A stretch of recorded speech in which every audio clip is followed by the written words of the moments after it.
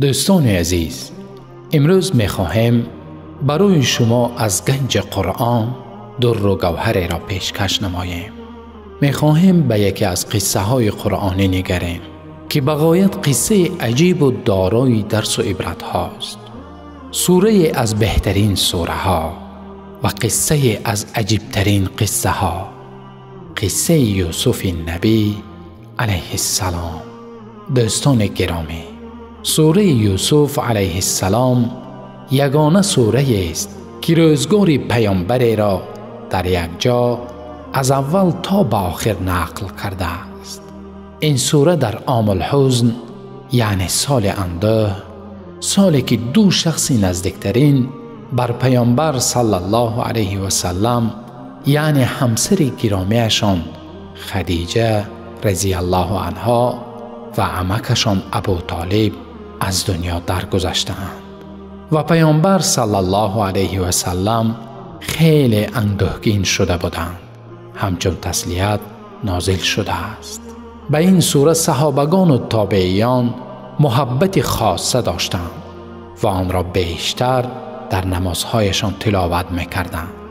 تابعی میگوید من سوره یوسف را از زبان حضرت عثمان رضی الله عنه که در نماز بامداد زیاد تلاوتش می‌کردند حفظ کردم.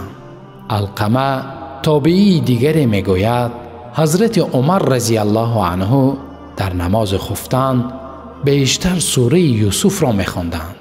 من در صف‌های عقب بودم و همین که نام یوسف علیه السلام ذکر می‌شد صدای گریه مردم را می‌شنیدم. درس و عبرت ها از این سوره. عبرت یکم، خداوند در نخستین آیه این سوره فرموده است: الف لام را تلك آیات الکتاب المبین. این آیات کتاب آشکار است، یعنی قرآن کتاب نیست که همچون نوشته های منطق و فلسفه پیچیده و ناروشن باشد و آن را تنها عده خاصی از آدمان بفهمند، بلکه این کتاب بسا روشن و گفتارش آشکار است. هر شخص اگر میل و رغبت داشته باشد و صدقاً بخواهد توان گوش انداختن و فهم و درک آن را دارد. عبرت دوم، خداوند می‌فرماید إنا أنزلناه قرآنا عربيا لعلكم تعقلون. ما قرآن را با زبان عربی نازل نمودیم، باشد که شما در آن تأمل نمایید.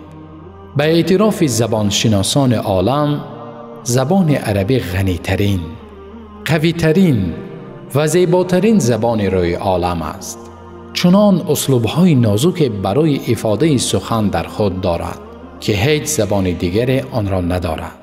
از این است که خداوند پیام اخیرش را با این زبان به بندگانش نازل نمود تا این کتاب در آیات بظاهر کوتاه و مختصرش پند و معناهای زیاد را در بر گیرد.